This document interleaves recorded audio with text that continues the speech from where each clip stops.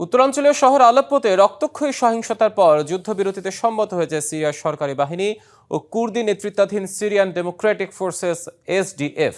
সাম্প্রতিক সহিংসতায় অন্তত 2 বেসামরিক নাগরিক নিহত হওয়ার পর এই সমঝোতা আসে। এই সংঘর্ষে আরও অন্তত 11 জন আহত হয়েছে।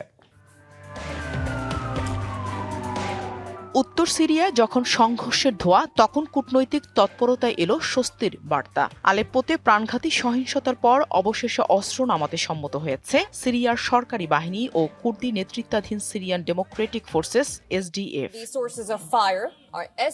যা নতুন করে শান্তির সম্ভাবনার ইঙ্গিত দিচ্ছে। সাম্প্রতিক সহিংসতায় 13 হতাহতের পর এই সমঝোতায় আসে উভয় পক্ষ। এদিকে সিরিয়ার রাষ্ট্রীয় বার্তা সংস্থা সানা জানায়, সংঘর্ষের সময় গোলাগুলির মধ্যে বহু পরিবার ও শ্রমিক এলাকা ছেড়ে পালিয়ে যায়। توجهنا مكان القصف شفنا بنتين صغار مصوبين। জেনেক্সে শিফট করো, লাইফকে লিফট করো। বোমা হামলার স্থানে গিয়ে 2টি ছোট মেয়েকে আহত অবস্থায় দেখতে পাই আমরা। উদ্ধার করতে গিয়ে আমি নিজেও আহত হই। একটা গুলি আমার ঘাড়ে লেগেছে। قبل قناص قوات سوريا الديمقراطية وصلنا خلال الساعات الأخيرة কয়েক ঘন্টার সংঘর্ষে 11 জনের আহতের খবর পেয়েছি। আহতদের মধ্যে একজনের অবস্থা আশঙ্কাজনক এবং তাকে নিবিড় পরিচর্যা ইউনিটে রাখা হয়েছে। تم قبولهم بالجناح। এছাড়া সংঘর্ষের সময় ভারী মেশিনগান ও মর্টার সেলের ব্যবহার হয়েছে এবং অনেক পরিবার বাস্তুচ্যুত হয়েছে। সিরিয়ান সিভিল ডিফেন্সের মতে, এসডিএফ এর গুলিতে তাদের 2 জন উদ্ধারকর্মী আহত হন।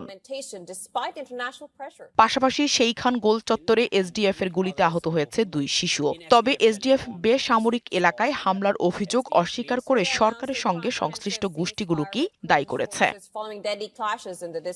তবে এ সংঘর্ষের ঘটনা এমন এক সময় ঘটল যখন তুরস্কের পররাষ্ট্রমন্ত্রী হাকান ফিদান দামেস্ক সফরে সিরীয় কর্মকর্তাদের সঙ্গে এসডিএফ-কে নতুন সিরীয় সেনাবাহিনীতে একীভূত করার বিষয়ে আলোচনা করছিলেন। Nahida Rinthi, DBC news desk.